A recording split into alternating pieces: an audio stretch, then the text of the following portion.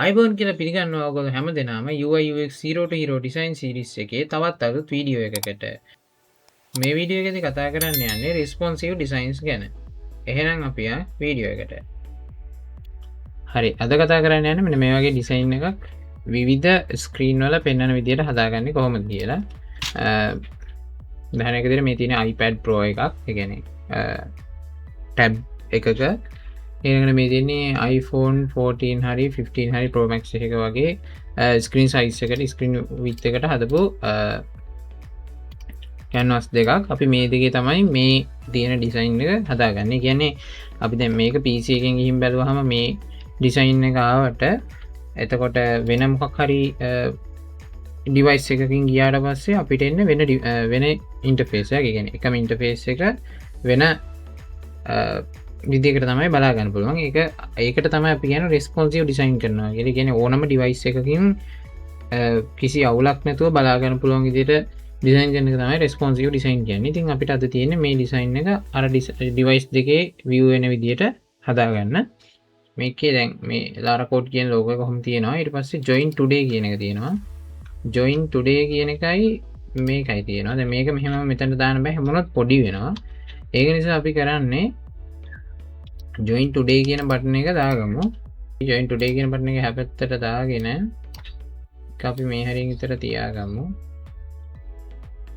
ඊළඟට දැන් මේ මෙනු එක දාදී ඔයගොල්ලෝ දැකලා ඇති මෙනු බටන් එක සාමාන්‍ය ෆෝන් වල ටැබ්ලට් වල වගේ බලද්දී අර ඉරි තුනක් තියෙනවා. ඒක ගන්න තියෙන්නේ මම ඔයගොල්ලන්ට කලින් කිව්වා මේ ප්ලගින් එක දාගන්න කියලා. මේ ප්ලගින් එක දාගන්න තියෙන්නේ left click කරලා plugin වලට ගිහින් manage plugin වලට ගිහින් මෙන්න මේ icon 5 කියන එක search කරාට පස්සේ එන plugin එක දාගන්න. දැන් මම මේක දාගෙන තියෙන්නේ. ඉතින් open කරගෙන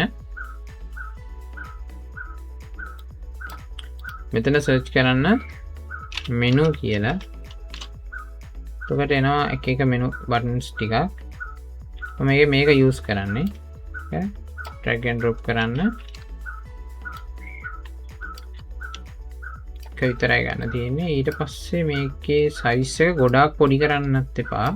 මොකද මේ දැන් මේක පාවිච්චි කරන යූසර් මේක පාවිච්චි කරන්නේ අනිවාර්යයෙන්ම ඇඟිලි වලින්. ඒ කියන්නේ ඇඟිලි වලින් ටච් කරන්න වෙන්නේ. එතකොට මේ ගොඩාක් පුංචි වුණොත් යූසර්ට අමාරුයි ඒක ටච් කරන්න. ඊට පස්සේ අපි කරන්නේ මේක මෙහෙම ඊට පස්සේ මේකට අපි දාගමු පැත්තෙන් heading එක.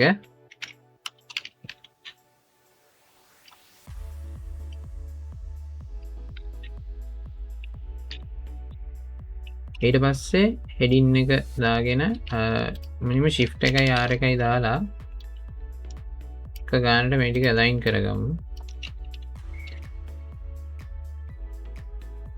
නැත්තම් case වෙනවා.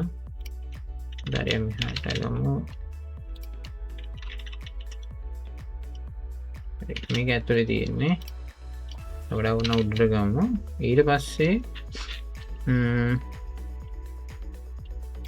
මේක සබ් හෙඩින් එක එකත් ඒ හරියෙන් දාගමු.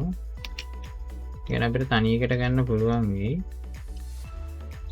හරි. ඊට පස්සේ මේක මෙන්න මේ section එක මේ ගන්න දින all මේ හැම එකම මම drag and drop කරන්නේ alt එකෙන්.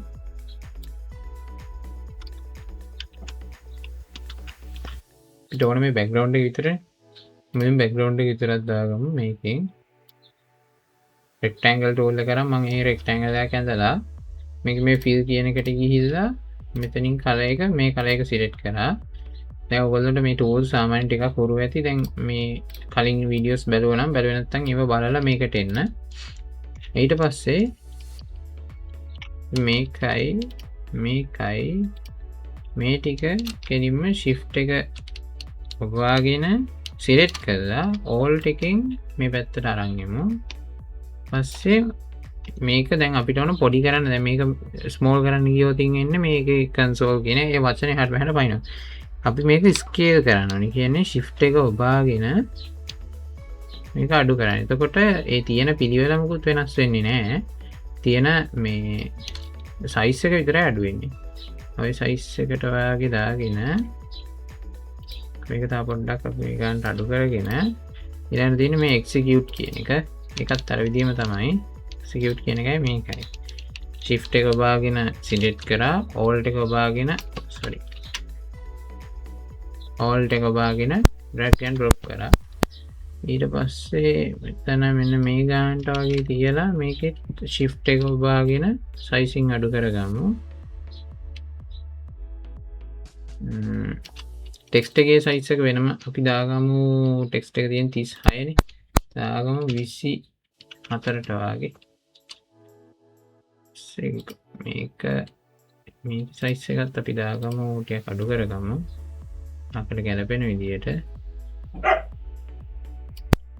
ගැලපෙන විදියට ටෙක්ස්ට් එකේ size එක අඩු කරගත්තා පස්සේ මේ array එකත් චූටි කරගමු shift එක ඔබා ගන්න green එක තව ටිකක් ගමු මේකට හරි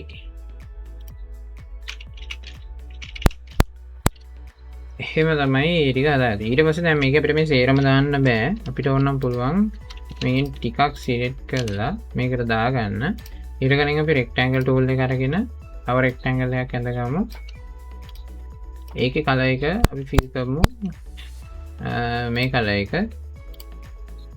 හරි ඊපස්සේ මේක චුට්ටක් මෙතන ස්පේස් එක හදලා මේකට මේ ඔක්කොම දාන්න අපි දෙක තුනක් select කරලා දාගමු ඒක ප්‍රශ්නයක් වෙන්නේ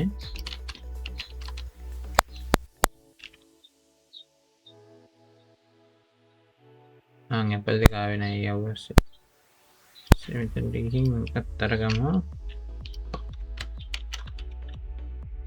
හරි ඔය තියෙන්නේ iPad එකක එහෙම නැත්නම් tab එකක වෙන්නන view එක මේ අපේ website එක UI design එක ඊට පස්සේ දැන් ඔයගොල්ලන්ට පුළුවන් මෙහෙම කරන්න මේක select කරලා මේකේ පල්ලෙහාට එන්න එතකොට තියෙනවා layout guide කියලා ඒකේ මෙතන plus icon එක දාලා අපිට ඕන එක හදාගන්න පුළුවන් මම ඔයගොල්ලන්ට දීලා තියෙන එක already දීලා ඇත්තේ one column එකක් මෙතන මේ තියෙන I toggle visibility කියන එක ඕපන් කරාට පස්සේ ඔයගොල්ලන්ට බලා ගන්න පුළුවන් මෙහෙම රතු පාට area එකක්. එතකොට අපිට පුළුවන් මේ රතු පාට area එකේ අර shift එක R එකයි දාන්න නැතුව කරන එකෙන් shift එක R එකයි දාලා කරන එක මේකෙන් මේ විදිහට කරගන්න. අපිට පුළුවන් මේක ඇතුලේ එතකොට design එක තියාගන්න. මෙතනින් ආවහො ඒක මේ නැති කරගන්න පුළුවන්. හරි අපි එහෙනම් මේ පැත්තේ එකත් එහා පැත්තකට දාගමු. අර විදිහටම තමයි logo එක ගත්තා. join today button එක ගත්තා